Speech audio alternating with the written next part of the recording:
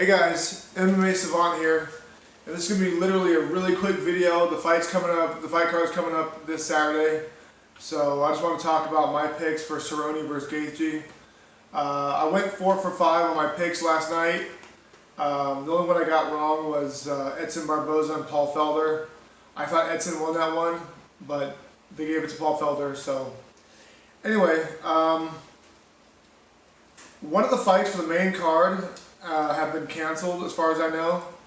So I'm going to throw one on here last minute, Misha Cirkunov and Jimmy Crute. It's going to be a really quick pick on that one. Misha Cirkunov to beat Jimmy Crute by submission.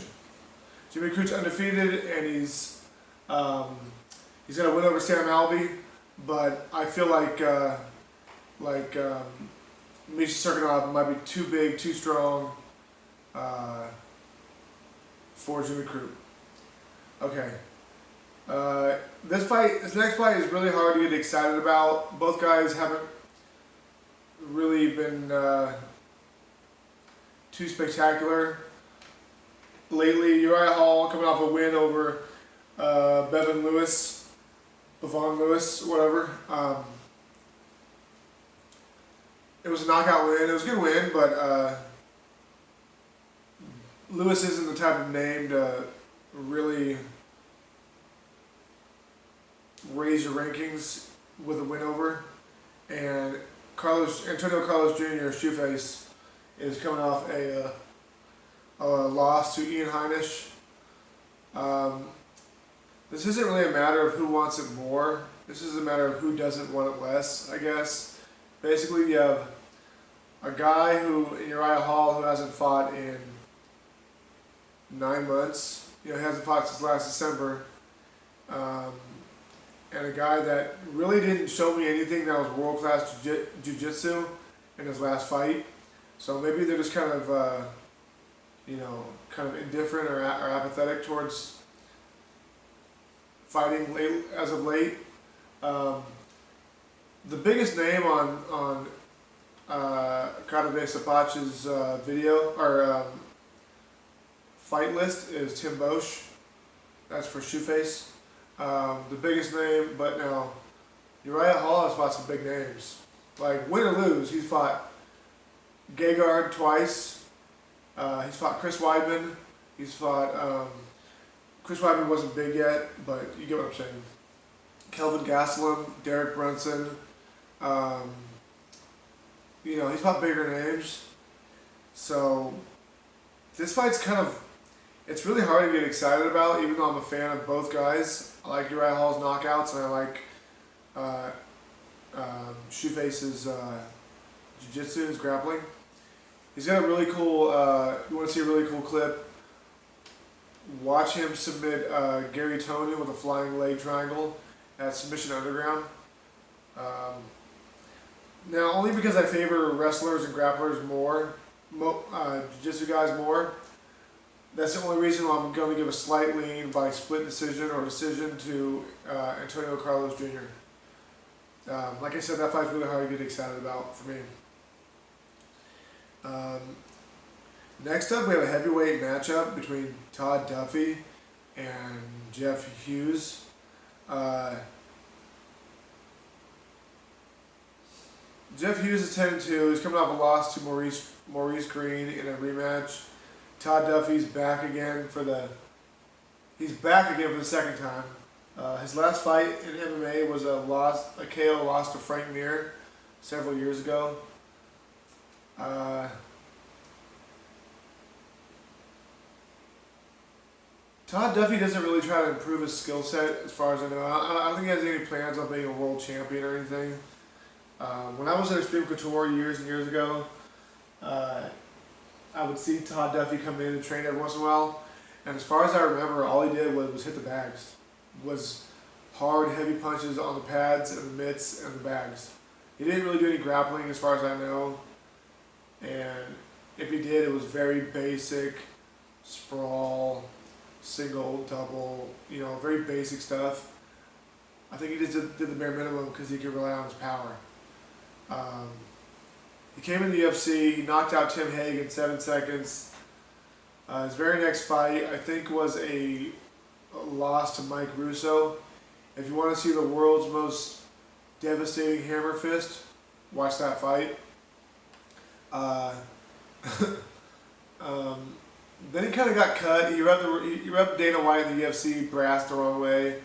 He left. He fought Alistair Overeem, got knocked out in 19 seconds on New Year's card over in Dream or K1 or whatever it was. Then he came back to the UFC. He beat Anthony Hamilton, beat some more guys. Then he fought Frank Mir, lost by KO, left again. Now Todd Duffy's back. His opponent, I'm not going to call him a can or anything, but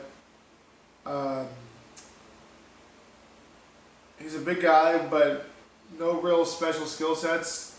With that being said, I think Todd Duffy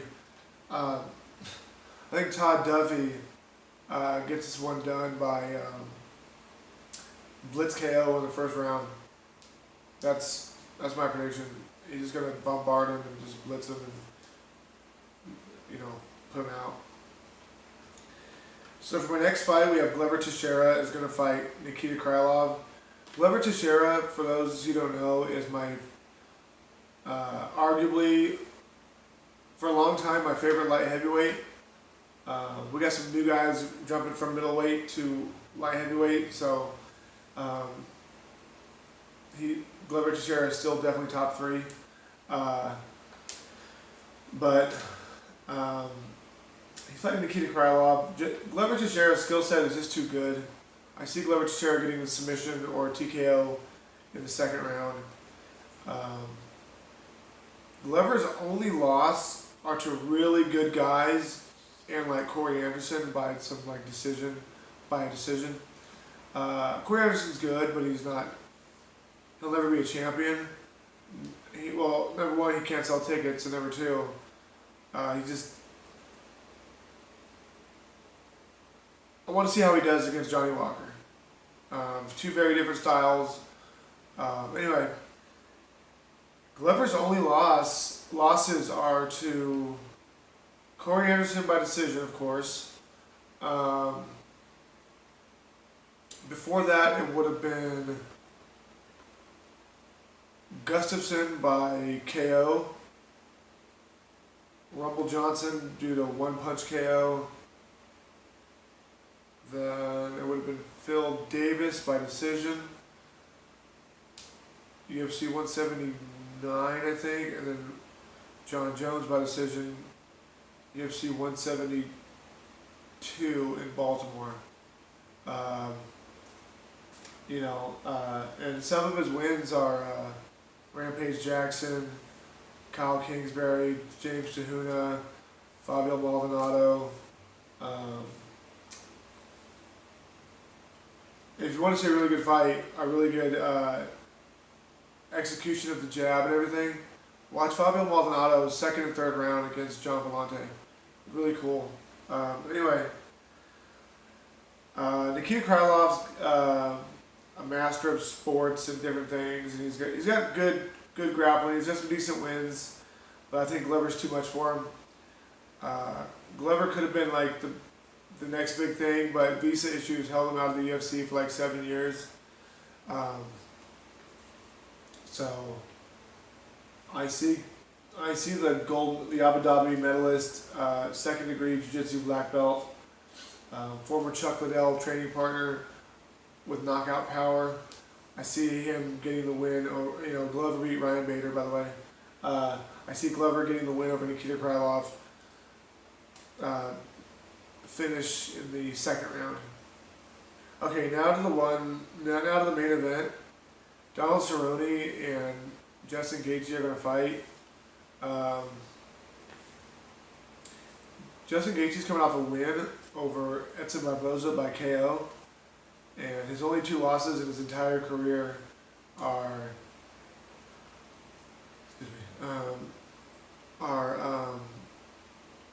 Justin Poirier, who fought for the title and he was interim champion, and Eddie Alvarez, who's a champion over in other organizations and is a top level fighter.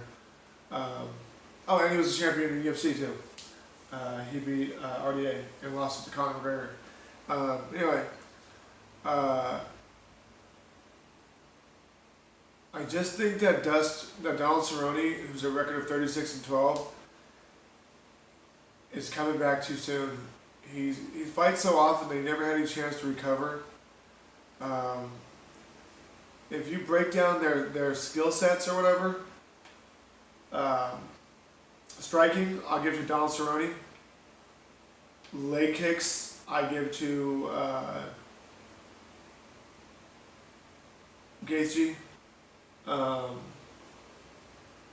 Submissions, Cerrone. Wrestling, Division I, Justin Gaethje. Cardio, Gaethje. Fight IQ, Cerrone.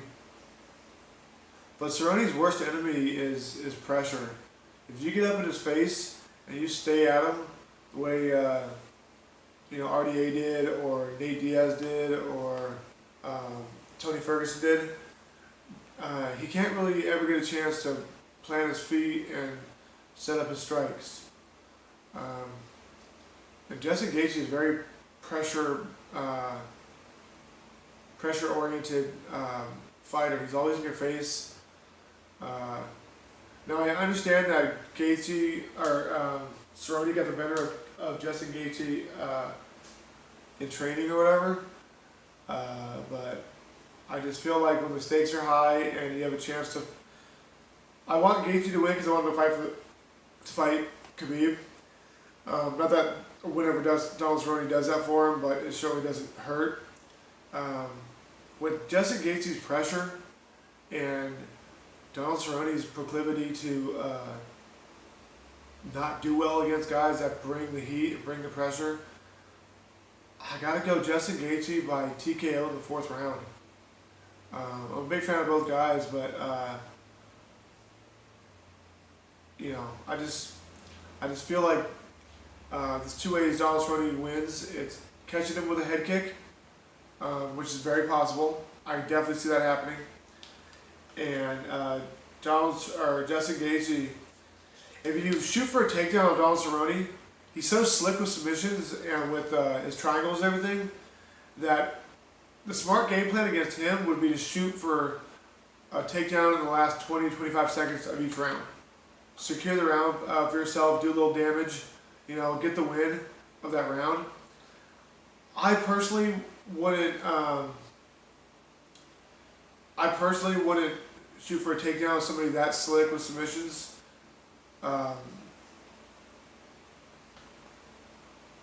With too much time left in the round. Anyway, so those are my picks, guys. So from the bottom up, I have Misha Cirkunov to beat Jimmy Crute, Antonio Carlos Jr. to beat Uriah Hall by split decision or decision. Todd Duffy to beat Jeff Hughes by KO in the 1st round.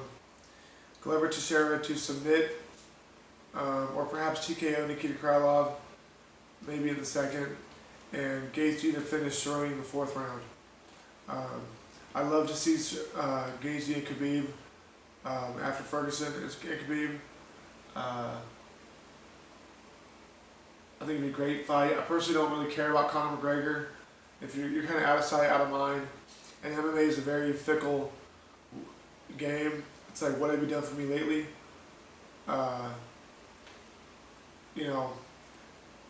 if you want to fight Khabib, come back and beat a couple guys in the top 5 and then take it from there. But until that happens, Ferguson first, then I would like to see Justin Gaethje.